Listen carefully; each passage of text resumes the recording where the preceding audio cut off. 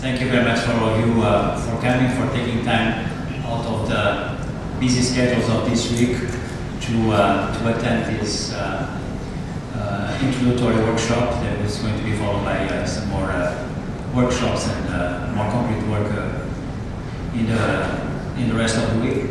I would like just to say that on behalf of the World Bank and notably the PREM network, WBI, GOXI, and the Oil, Gas and Mining Unit, we're very glad to be here with you today to launch two very important, in my opinion, pieces of work that I believe are going to shape the thinking about natural resources development and extractive industries in the years to come. So one of the issues that came up quite early, particularly in our discussions with counterparts, but also in terms of observing what was happening in the countries, was the sense that, well, we've learned a fair bit about good practice, and we have some ideas what resource-rich settings should be doing, but in practice we observe a lot of paradoxes.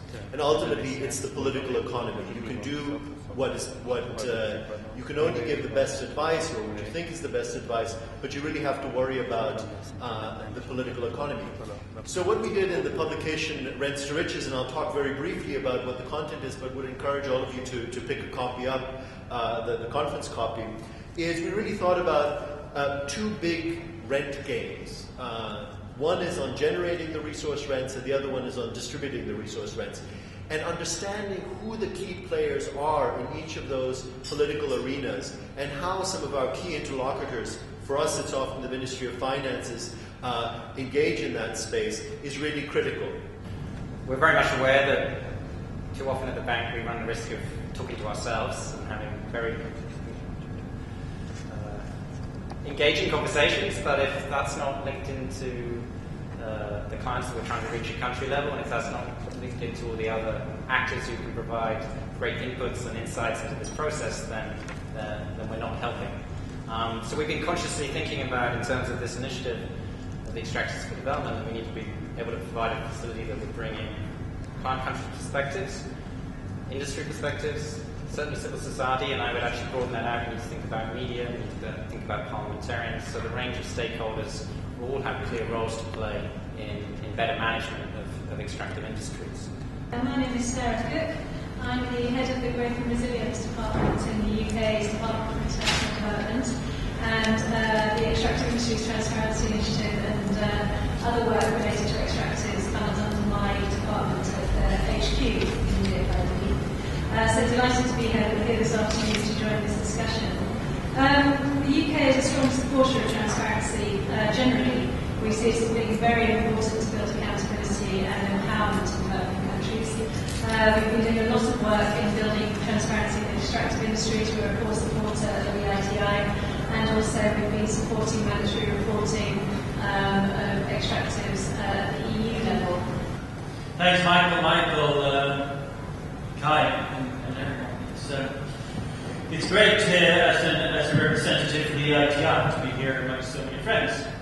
And many of you are actually in the audience.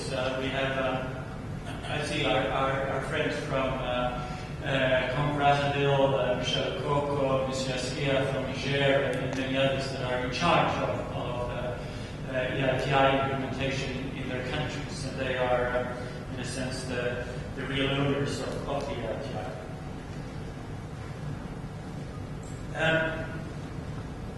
Just a brief word on how we, from the ITI's perspective, I guess, would sort of relate this and how we see how these things fit together. Unless we can, in a coherent and clear way, explain to governments and others that we work with how our various initiatives, standards, and acronyms fit together, right? I guess we have demonstrated that the international community is pathetic at times in coming up with concepts. One of the chief contributions that Paul has made was in the kind of popularizing the notion of the value chain as a kind kind of a schematic for organizing our thinking about where and why and how we intervene in the process of extraction of natural resources. It also helped to contextualize the work of EITI and to see, I'm sure at some point probably that value chain slide will be brought up, but it helped us to understand that we who are working on EITI are deeply focused on a very important set of transactions which take place right at on the left side of the value chain, right at the outset. Very, very detailed focus on payments, on reconciling those payments, but with considerably less, or kind of much less presently, interest in what happens downstream.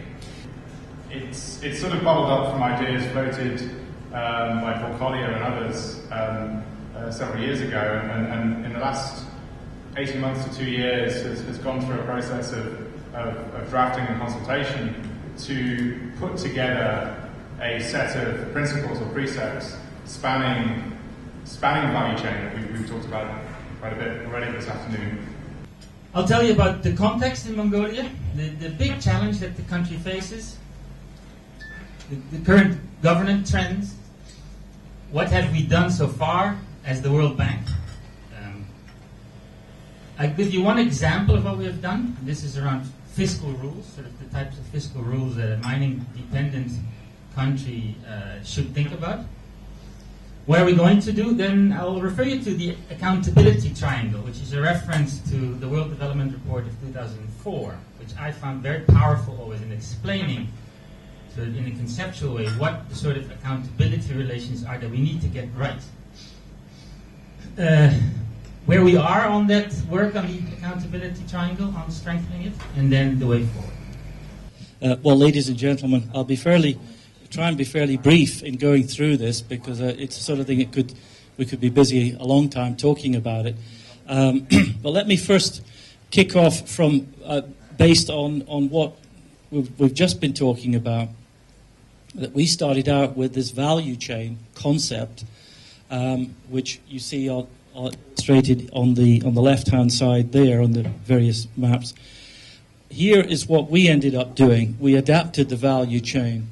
We noticed that to start with, the value chain concept is useful because it gives people a clear message that these activities are integrated. Cost is about, I think as the title suggests, about the construction sector only. So infrastructure, but school buildings, I think houses, I think anything falls under this. Let me just give quickly the spirit of cost. I think it's about disclosure. It's about transparency. It is an initiative to introduce more transparent disclosure process in the contract management in the construction industry. It is working also, I think, about getting informed reactions from MSGs. I think, as you will see, I think in a second, I think it's working very similar to EITI. It is trying to create information that is easily understandable so that civil society, media, whoever can actually ask for better efficiency and better quality in the infrastructure sector and also in the construction sector. Just as a background, that is to give you an idea of who's actually sort of part of this, how is it governed, who's been giving their input into this. As the World Economic Forum, we are a membership-based foundation, which most of you probably know. Our members are typically corporates, which does not mean that we represent their interests, as opposed, for example, to the ICMN. But it is very clear that we're a multi-stakeholder organization. However, our funding comes from partners. And those partners obviously belong into different industry groups. So within the World Economic Forum, we've got about 20, it's always changing a bit, but we've got about 20 industry groups, one of which is mining metals. Good morning, everybody, again. If you expect another initiative to be presented now, or a new initiative, I gotta disappoint you. What I will introduce or present is a new company. It's GIZ. As from 1st of January, we have undergone a major reorganization of German Development Corporation, where we had a merging process of 3 former organizations, and the result was the new GIZ, which is basically summing up all the instrument, all the mechanisms the 3 former organizations had, and summing up at the moment still all the projects and programs, and we're still in a process of integration. Thank you, Michael. Thank you.